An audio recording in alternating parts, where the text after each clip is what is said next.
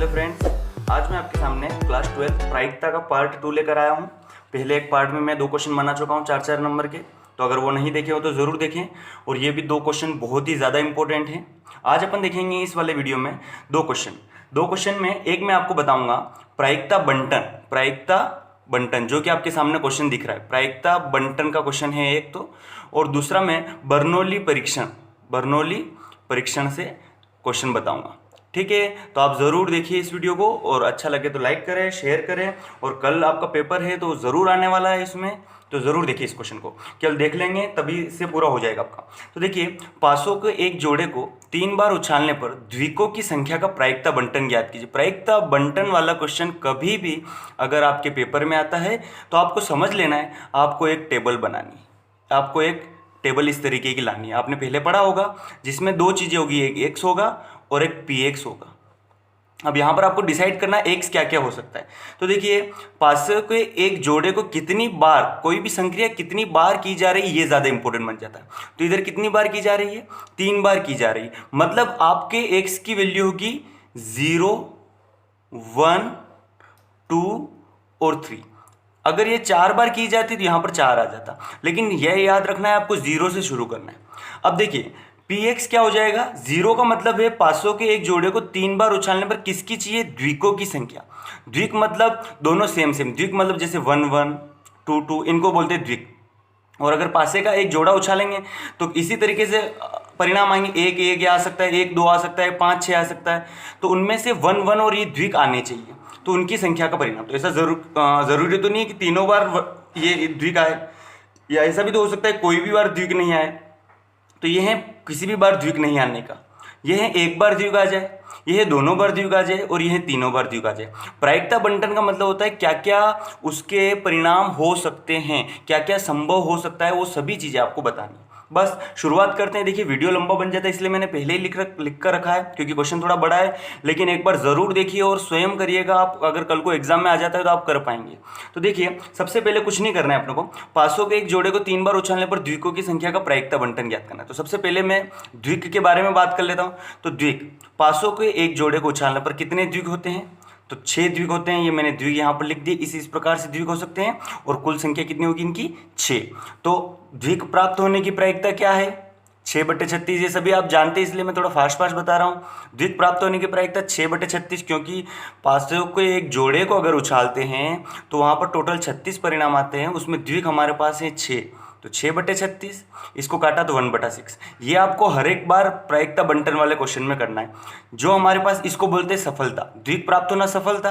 तो असफलता क्या आएगी, 1 में से घटाना। ये एक नंबर का ऑब्जेक्टिव भी बन सकता है। किसी घटना के घटित होने की प्रायिकता अगर है px, तो घटित न होने की प्रायिकता क्या हो जाएगी, 1 - px। ठीक है, ये वाला बन सकता है ऑब्जेक्टिव, इसलिए मैंने यहाँ पर बता दिया। तो आप प्लीज़ इसको ध्यान से देखते रहिए। तो यहाँ पर क्या हो जाएगा, तो द्विक प्राप्त न होने की प्रायिकता 1 में से 1/6 घटेगा तो 5/6। क्लियर बात हुई यहाँ तक, समझ में आ रहा। अब मैं आपको x की वैल्यू बता देता हूँ। देखिए, माना x जो है द्विकों की संख्या को निरूपित करता है, क्योंकि हमें द्विकों का प्रायिकता बंटन निकालना है।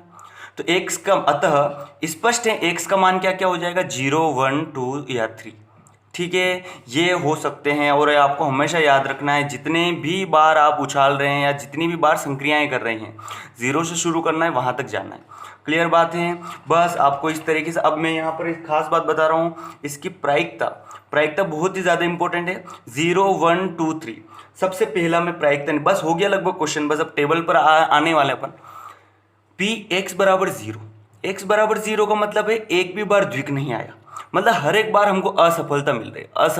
मतलब पहली बार भी नहीं आया तो 5/6। जब तक पूरा काम नहीं हो तब तक आपको गुणा करते जाना है। समझ में आ रही बात, गुणा करते जाना है। मतलब जब तक, जैसे हमारा काम क्या है, 3 बार पासे को उछाला, पहली बार उछाला 5/6, मतलब द्विक नहीं आया, गुणित। दूसरी बार उछाला, नहीं आया 5/6। तीसरी बार 5/6, क्योंकि द्विक नहीं आया, तो ऊपर गुणा करेंगे तो कितना आएगा, इसकी प्रायिकता 125/216। आगे बात समझ में। अब देखिए दूसरा केस है px = 1, मतलब एक द्विक आना। तो हमने पहली बार फेंका और पहली बार द्विक आ गया, तो द्विक आने की प्रायिकता कितनी है, आपने ऊपर देखा 1/6, तो हमने लिख दिया 1/6। दूसरी बार द्विक नहीं आया इसलिए 5/6, तीसरी बार द्विक नहीं आया इसलिए 5/6। लेकिन प्लीज़ ध्यान दीजिएगा, यहाँ थोड़ा सा इंपॉर्टेंट बन जाता है इन दो केस जो आपके पास दोनों है, x बराबर 1 और x बराबर 2 वाले, इस वाले क्वेश्चन में इनमें प्लस लगाना पड़ेगा। कैसे?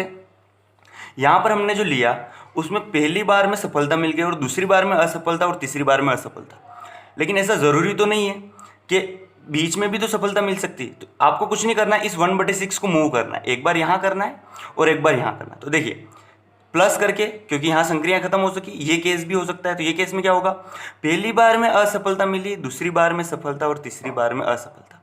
उसी प्रकार से यहाँ पर असफलता असफलता सफलता। तो इस तरीके से तीनों को आपको जोड़ना है, 3 केस बन सकते हैं। ये 1/6 3 बार मूव करेगा। बस 5 5 25, 5 5 25, 5 5 25, 25 25 25 कितना हो जाएगा 75, और 6 6 6 का 216 एलसीएम आ जाएगा यहाँ पर आंसर 75/216। क्लियर है? इसी प्रकार से x बराबर 2, मतलब 2 बार सफलता, तो सफलता सफलता और असफलता। तो देखिए इस वाले को याद कैसे करना है, इसमें इस 5/6 को आपको मूव करना है। कैसे 5/6 को मूव करना है? 5/6 एक बार तीसरे नंबर पर, एक बार दूसरे नंबर पर और एक बार पहले नंबर पर। बस आपको इस तरीके से इसको मूव कर दिया। एक बार देखिए यहाँ पर आ गया और एक बार यहाँ पर आ गया। इसमें देखिए ऊपर गुणा किया तो 5 एकम 5 एकम 5, तो 3 बार जोड़ेंगे 5 5 10, 5 3 15, 15/216 हमारे पास एलसीएम। क्लियर बात हुई? यहाँ से x बराबर 0 का हो चुका, x बराबर 1 का हो चुका और x बराबर 2 का हो चुका। बस अब अपने को x बराबर 3 का और निकालना है। क्वेश्चन हो चुका है हमारा। देखिए यहाँ पर मैंने यहाँ पर कर रखा है आपके सामने। तो देखिए px बराबर 3, मतलब तीनों बार सफलता, 1/6 1/6 1/6। अब ये तो मूव करेगा नहीं, इधर मूव करेगा तो भी केस वही आएगा, इसलिए इसमें केस नहीं बनते। तो ऊपर 1 1 1 का 3 बार गुणा किया तो 1 और नीचे 216 हो चुका आपका आंसर। बस आपको यही तरीका अपनाना था। बस आपको अब अतः x का अभिष्ट प्रायिकता बंटन क्या हो जाएगा, आपको एक टेबल बना देनी है जहाँ पर जैसे मैंने ऊपर बताया x और px लिख देना है। x का मान 0 1 2 3 लिख देना है, जैसा हमारे पास है 0 1 2 3। बस इस टेबल में 0 पर हमारे पास प्रायिकता क्या आ रही है, तो ऊपर से अपन देख लेंगे। 0 से प्रायिकता आ रही है 125/216, तो मैंने यहाँ पर लिख दिया 125/216। 1 प्रायिकता पर 75/216, 2 पर 15/216 और 3 पर 1/216।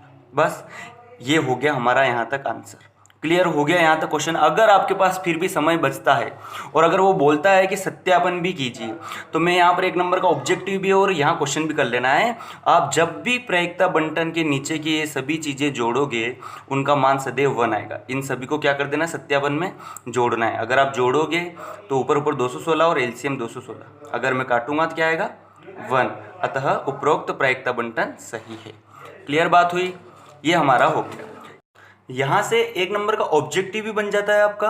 देखिए कैसे कि आपसे कभी भी इस तरीके की टेबल दे देगा और यहाँ पर कुछ भी दे देगा, जैसे कि 0.1 0.5 यहाँ पर दे दिया k, मतलब एक तरीके से इस डब्बे में, और यहाँ पर दे दिया कुछ भी दे दिया जैसे कि 0.01 और आपसे बोल देगा k का वैल्यू बताइए। 1 नंबर का ऑब्जेक्टिव, तो आपको क्या करना है, इन सभी का योग क्या होता है, हमेशा 1 होता है। या एक हमारे पास 4 नंबर में क्वेश्चन भी आ सकता है जिसमें से k की वैल्यू पूछेगा, तो आपको यहाँ से k का वैल्यू के लिए हमेशा इन सभी प्रायिकताओं का योग इस डब्बे में यहाँ पर क्या होता है 1 होता है। तो ये 1 नंबर का ऑब्जेक्टिव भी बन सकता है, इसलिए मैंने यहाँ पर सत्यापन आपको बताया। ठीक है, तो आपको सत्यापन भी करना है अगर करना चाहे तो, और बाकी आप इस क्वेश्चन को इस तरीके से पूरा कर सकते हैं। आगे बात समझ में, IMP क्वेश्चन था प्रायिकता बंटन से रिलेटेड। अब मैं आपको आगे एक बर्नौली परीक्षण का क्वेश्चन बता देता हूँ। ये जो क्वेश्चन आ रहा है, यदि एक न्याय सिक्के को, न्याय का मतलब कोई अलग नहीं है, न्याय का मतलब एक जैसा सिक्का होना चाहिए, एक तरफ हेड और एक तरफ टेल होना चाहिए। ऐसा नहीं है कि दोनों तरफ हेड या दोनों तरफ टेल हो। ठीक है, नॉर्मल सिक्का ही है। सिक्के को 10 बार उछाला गया तो निम्न की प्रायिकता ज्ञात करनी है अपने को। ठीक है, तो ये हमारे पास बर्नौली परीक्षण का इसलिए हो जाता है कि देखिए एक तो ज़्यादा बार उछालना है और एक तरीके से इसमें 3-4 केस दे रहा है अलग अलग, तो इसलिए ये बर्नौली परीक्षण का क्वेश्चन हो जाता है। या इसी क्वेश्चन को थोड़ा ध्यान से देखिएगा। देखिए मैं यहाँ पर इसका पूरा डिटेल नहीं बताऊंगा। आप अगर पूरा लैंग्वेज की तरीके से लिखना चाहे तो आप अपनी NCERT में 551 पेज नंबर पर एग्जाम्पल 31 है, तो वहाँ पर जाकर देखिएगा। मैं इसको समझा देता हूँ यहीं पर आपको। तो देखिए बर्नौली परीक्षण में बर्नौली ने क्या फार्मूला दिया, बर्नौली ने फार्मूला दिया है कि अगर सफलता की प्रायिकता, अगर आप सफलता की प्रायिकता को P मानते हैं और असफलता की प्रायिकता को अगर आप Q मानते हैं, तो उसने एक फार्मूला दिया कि आप जितनी बार उछालना चाह रहे हैं, जैसा कि आपने यहाँ पर, जैसा कि आपने कुछ भी चीज़ आ गई, जैसे कि आपने 10 बार का क्वेश्चन आ गया, तो 10 में से कितने चित्त चाहिए, 6 चित्त चाहिए, 10 6 6। अब अपने को देखिएगा थोड़ा ध्यान से, 10C6। अब अपने को सफलता चाहिए तो P का ज्ञात कितना हो जाएगा, ये 6 बार सफलता, तो ओबियस बात है असफलता कितनी बार मिली, 10 में से 6 गया तो 4। ये हमारे पास बर्नौली ने फार्मूला दिया, ठीक है। मतलब ANCR सफलता की घात R और Q की पावर N-R, ये अगर एक नंबर में ऑब्जेक्टिव पूछ ले तो भी आप बता सकते हैं, ठीक है। तो यहाँ पर आपको कुछ नहीं करना है, एक तो P डिसाइड करना है, एक Q डिसाइड करना है, और एक N हमारे पास फिक्स हो गया यहाँ पर 10, और यहाँ पर ये R डिसाइड करना है। तो R हमेशा अलग अलग आएगा, ठीक 6 चित्त में 6 आ जाएगा, न्यूनतम 6 चित्त में क्या क्या आएगा वो मैं आगे बताऊंगा, और अधिकतम 6 चित्त में क्या क्या आएगा वो भी मैं बताने वाला हूँ, ठीक है। चलिए शुरुआत करते हैं। तो देखिए यहाँ पर हमारे पास चित्त की बात की गई है, तो यहाँ पर आप पूरा लैंग्वेज उसमें से देखिएगा, मैं डायरेक्ट बता रहा हूँ। चित्त आने की प्रायिकता कितनी होती है, 1/2। और बताइए यहाँ तो पट्टा चित्त नहीं आने की प्रायिकता भी 1/2 होती है, तो P और Q का मान यहाँ पर सेम आ गया, तो कोई टेंशन लेने वाली बात नहीं, पहली बात हो गई। अब पहला वाला बना रहा है ठीक 6 चित्त, तो टोटल N हमारे पास कितना हो गया 10, और R हमारे पास कितना हो गया 6, तो बस ठीक 6 चित्त आने की प्रायिकता मैं यहाँ पर इसी के सामने लिख देता हूँ 10C6। P मतलब सफलता, P का मान कितना आ गया 1/2 की पावर कितनी 6 सफलता, और असफलता कितनी आई 1/2 की पावर कितनी 4। तो देखिए ये तो हमेशा 10 आएगा क्योंकि असफलता और सफलता दोनों सेम हो रही, तो यहाँ पर 10C6 और 1/2 की पावर हमारे पास 10। आप इसको कैलकुलेट करिएगा, आपकी किताब में आंसर दे रखे हैं, वहाँ से ज़रूर देखिएगा। नेक्स्ट देखिए न्यूनतम 6 चित्त। न्यूनतम 6 चित्त का मतलब ये बहुत इंपॉर्टेंट दोनों केस, ये आपको समझने में थोड़ी परेशानी आएगी इसलिए मैं बता रहा हूँ। न्यूनतम 6 का मतलब है कि 6 आ जाए, 6 से कम नहीं आनी चाहिए, 6 से ज़्यादा चलेंगे, तो यहाँ पर केस बन जाते हैं अलग अलग। देखिए मैं यहाँ पर बता रहा हूँ इस क्वेश्चन को, तो न्यूनतम 6 चित्त के लिए आपको एक तो R बराबर लेना है 6 चित्त आ गए, 7 आ जाएंगे तो भी चलेगा, 8 आ जाएंगे तो भी चलेगा, 9 आ जाएंगे तो भी चलेगा, और 10 आ जाएंगे तो भी चलेगा। इसका अर्थ है चित्त आने की, चित्त हमारे पास ज़्यादा होंगे तो चलेंगे, इसमें कोई परेशानी वाली बात नहीं है। आ रही बात समझ में, जैसे समझ में आ रही बात है कैसे, न्यूनतम 6 चित्त तो 6 चित्त आ गए, क्या 7 आएंगे तो नहीं मानेगा क्या, बिल्कुल मानेगा। तो यहाँ पर अपने को इतने केस जोड़ने, अब देखिए ANC मतलब 10C6, और देखिए यहाँ पर 1/2 की पावर तो हमेशा 10 हो रही है, तो इसको कुछ नहीं करना, 1/2 की पावर इस वाले क्वेश्चन में हमेशा 10 लिख दीजिएगा आप, तो कोई टेंशन लेने वाली बात नहीं। धन 10 में से 7 चित्त आ गए तो 3 पट्टा आएंगे, कोई टेंशन लेने वाली बात नहीं, तो यहाँ पर 10। इसको मैं डायरेक्ट कर रहा हूँ, हालांकि अलग अलग आपने ऊपर जो लिखा उस तरीके से लिख सकते हैं, 1/2 की पावर 6 और 4, 1/2 की पावर 7 और 3, तो भी आएगा तो 10 ही ना, 1/2 की पावर 8 और 2, तो हमेशा 10 आएगा, इसलिए मैं वही लिख रहा हूँ। प्लस 10C8 1/2 की पावर हमारे पास यहाँ पर भी 10, 10C9 1/2 की पावर यहाँ पर भी 10, और 10C10 1/2 की पावर यहाँ पर भी 10। ये हमारे पास टोटल केस हो जाएंगे, इन सबको जोड़ेंगे और हमारे पास आंसर आ जाएंगे, ठीक है। तो न्यूनतम में याद रखना है, न्यूनतम 6 का मतलब है 6 से आगे चलना है। अब अधिकतम 6 का अर्थ है इससे पीछे चलना है, तो यहाँ पर अधिकतम 6 वाले केस में आपको ले लेना है 0, 1, 2, 3, 4, 5 और 6, ये आपको ले लेना है। आ रही बात समझ में, यहाँ तक क्लियर है। बस यहाँ पर भी आप क्या कर सकते हैं, केवल इन केस में 6 की जगह यहाँ पर 0 लिख दीजिएगा, यहाँ 1, यहाँ 2, यहाँ 3, यहाँ 4, यहाँ 5, यहाँ 6, ये वो वाले केस लेकर आप जोड़ सकते हैं। देखिए ये क्वेश्चन थोड़ा सा स्पीड में मैं इसलिए बता रहा हूँ कि ज़्यादा लंबा वीडियो नहीं बने और आप अपने स्तर पर सीख पाए और समझ पाए। जो खास बातें वो मैं आपको वैसे भी बता ही रहा हूँ। क्लियर बात हुई, तो यहाँ से आप एक बर्नौली परीक्षण का क्वेश्चन भी बन सकता है, तो आप इसको भी ज़रूर करिएगा।